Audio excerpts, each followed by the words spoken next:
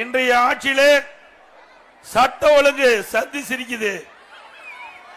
மக்களுக்கு பாதுகாப்பு இல்ல, குறிப்பா பெண்களுக்கு பாதுகாப்பு இல்ல.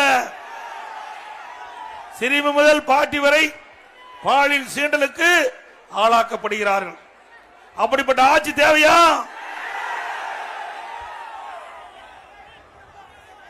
இன்றைய இருக்கின்ற முதலமைச்சர் ஒரு திறமையற்ற முதலமைச்சர், நாட்டு மக்களை பற்றி கவலைப்படாத முதலமைச்சர். எப்பொழுது பார்த்தாலும் வீட்டு மக்களையே சிந்தித்து சிந்தித்து நாட்டு மக்களை மறந்த முதலமைச்சர் முதலமைச்சர் ஸ்டாலின் அவர்கள். பொறுப்பேற்ற 50 மாத காலம் ஆகிறது.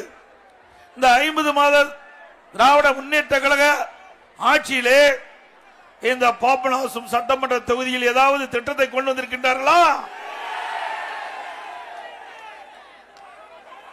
அனைத்து இந்திய அண்ணா திராவிட முன்னேற்ற கழக ஆட்சி இருக்கின்ற பொழுது பல்வேறு திட்டங்களை கொண்டு வந்து நிறைவேற்றப்பட்டு அதனால் மக்கள் நன்மை பெற்றார்கள்.